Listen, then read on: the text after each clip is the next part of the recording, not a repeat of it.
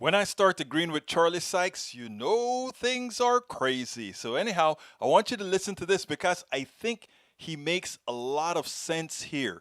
But, ironically, it would have been interesting if during the morass that's been going on, not only during Donald Trump, but during the Bush administration, during the attacks on Obamacare, during the attacks on when Mitch McConnell said Obama must be a one-term president, I wish he was as circumspect in his values as he is now. Check this out, and then we'll take it on the other side.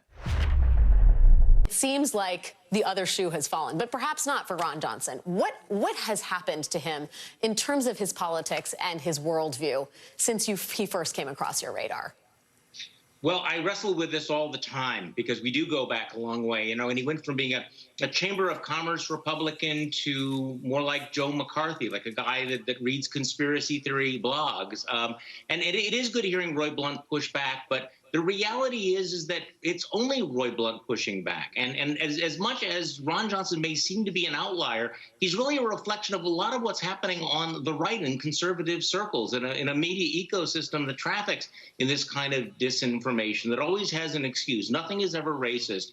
If you've been caught peddling some falsehood, it is just asking questions. There are no consequences.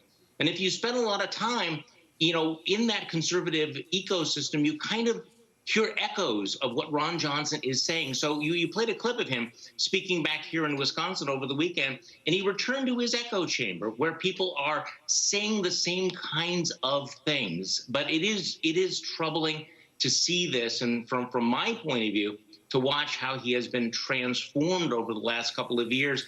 To me, it's one of the real symbols of how the Republican Party has lost its mind. And even after Trump, it still has this problem with disinformation and racism and an inability to hold people accountable or to ever apologize when they cross the lines. Yeah, Exhibit A and how the Republican Party lost its mind is probably Senator Lindsey Graham, right, Jonathan? Here was a person, I interviewed him for MSNBC many years ago when his feet were still planted in terra firma. You recently interviewed him. Let's play a little bit of sound from that interview.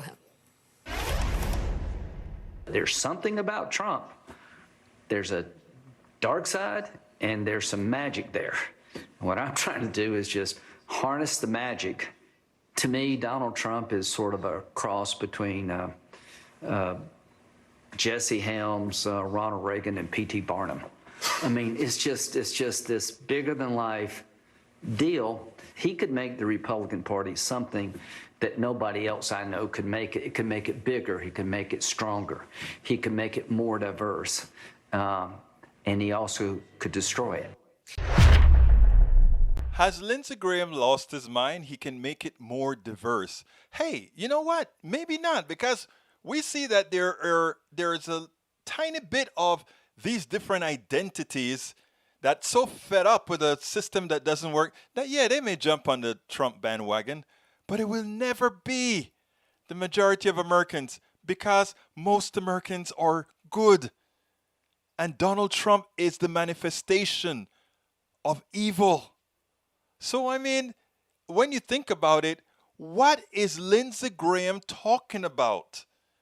What has he seen that somehow Donald Trump can do for the Republican Party? Absolutely nothing. But the one thing that it's clear, these guys have become this, as Sykes has said, Ron Johnson, well, all these guys have become the real symbols of how the Republican Party has lost its mind. We spend a lot of time deconstructing the news, trying to parse it into a form that everybody can understand. We try to find those little nitpicks where it flies above the fray, etc.